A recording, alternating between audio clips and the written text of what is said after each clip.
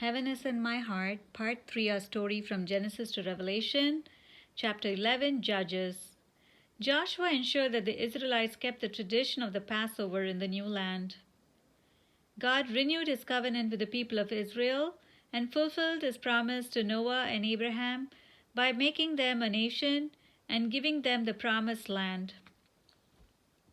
Joshua and the judges after him led the Israelites for many generations. Noteworthy among the judges were Othniel, Ehud, Shamgar, Deborah, Gideon, Jephthah, and Samson. You can read all about the judges in the book of Judges. The key takeaway from the book of Judges is that God raised up new leaders for the people of Israel each time they were oppressed by their enemies.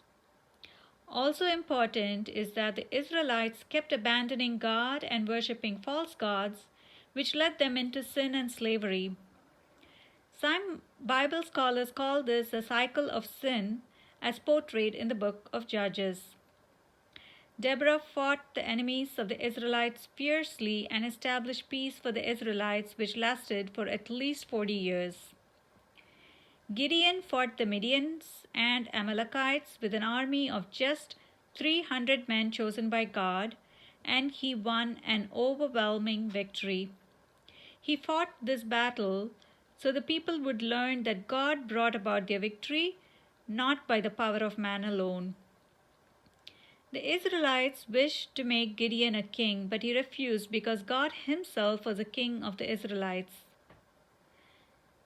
Samson was dedicated to God from birth as a Nazirite who never drank wine or cut his hair. He was extremely strong and his strength came from his hair. He fought the Philistines and won several battles, yet in the end he was tricked by his Philistine lover Delilah, who cut his hair, and he lost his strength.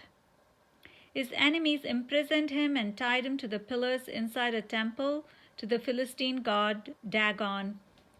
As his hair grew back, he regained his strength and brought the entire temple down by tearing down the pillars with his bare hands.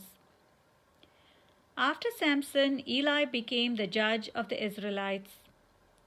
During Eli's leadership, the Philistines defeated the Israelites, killed all of Eli's 3 sons, and stole the Ark of the Covenant. Eli died in grief. Eli's disciple Samuel lived with him from a very young age. Samuel was a very holy prophet. As a boy, Samuel heard a voice calling him 3 times one night, and while he thought it was Eli, it was actually God calling him and setting him apart to be the leader of the Israelites. After Eli's death, Samuel succeeded Eli as the next judge, prophet, priest, and leader of the Israelites. He fought the armies of Philistines and prevailed.